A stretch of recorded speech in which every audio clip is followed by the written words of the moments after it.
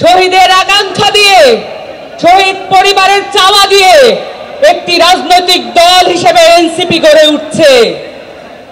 আহতদের পরামর্শের ভিত্তিতে এনসিপি গড়ে উঠছে এবং সেই সাথে প্রতিটি জেলায় যত ভাই বোনেরা রাস্তায় নেমে এসেছিলেন, যত শহীদ পরিবারে আমাদের সাথে দেখা করার জন্য আকাঙ্ক্ষা নিয়ে বসেছিলেন, সকলের সাথে আমরা দেখা করে এসেছি।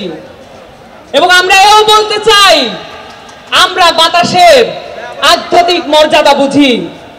প্রতিটি জেলার বাতাস আমাদের গায়ে লেগেছে, প্রতিটি জেলার অভ্যুত্থানের বাতাস গায়ে নিয়ে আজকে আমাদের সামনে আমরা উপস্থিত হয়েছি এবং প্রতিটি জেলার আকাঙ্ক্ষা নিয়ে আপনাদের সামনে আমরা উপস্থিত হয়েছি।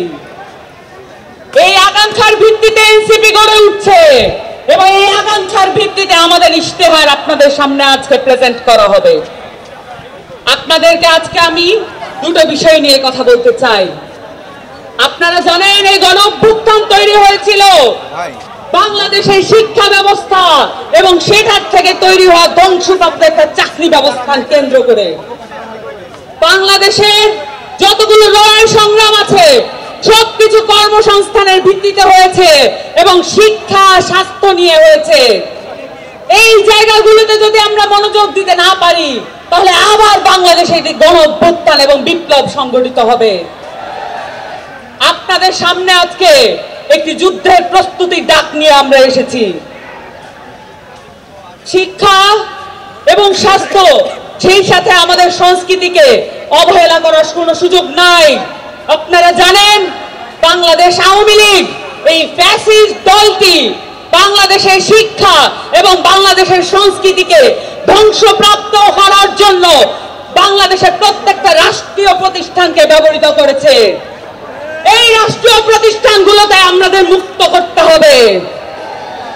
আমরা এটা জানি, শিক্ষার সাথে একমতের সম্পর্ক। আমরা আমাদের বাংলাদেশের নতুন উদ্ভাবনী ক্ষমতা একমতের সাথে সম্পর্কিত করতে চাই। বাংলাদেশের শিক্ষা হবে সার্বজনীন। এই শিক্ষা শুধুমাত্র কতিপয় ব্যক্তিকে জাতে উঠা টুলস হিসেবে ব্যবহৃত হবে না। এই শিক্ষা হবে প্রত্যেকটা মানুষের। ওই পথশিশুর বাবা, যে পথশিশু এই অভ্যুত্থানে নিজের প্রাণ দিয়ে দিয়েছে। আমরা সকলের জন্য সার্বজনীন শিক্ষা ব্যবস্থা আনবো, এই প্রতিজ্ঞা আপনাদের সামনে করছি।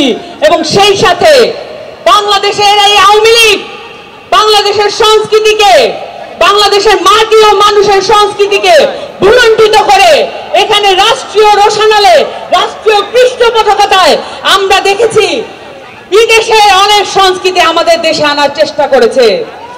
আমরা দেখেছি বাঙালি জাতীয়তাবাদের নামে বাংলাদেশে একটি এমন সংস্কৃতি গড়ে তোলা হয়েছে যেখানে আমাদের মাইজ ভান্ডারি গান নাই, যেখানে আমাদের আব্দুল করিমরা নাই, যেখানে আমাদের রমেশ শীলরা নাই। আমরা এমন সংস্কৃতি গড়ে তুলতে চাই যেখানে আমাদের গণঅভ্যুত্থানের কথা লেখা থাকবে, যেখানে আমাদের গণঅভ্যুত্থানের সংস্কৃতি লেখা থাকবে। এবং সেই সাথে আপনাদের সামনে আজকে ঘোষণা দিতে চাই, বাংলার এই ইয়াজিদ শেখ হাসিনার বিচার আমাদের সকলে মিলে আদায় করে থাকতে হবে। এই ইয়াজিদ শেখ হাসিনা বাংলাদেশের মাটিতে বিচারের আওতায় আসবে। আমরা এই যুদ্ধের আহ্বান নিয়ে আপনাদের কাছে এসেছি, কারণ আমরা মাঠ ছেড়ে যাই নাই, রাজপথ ছেড়ে যাই নাই এবং রাজপথ ছেড়ে যাব না ইনশাআল্লাহ।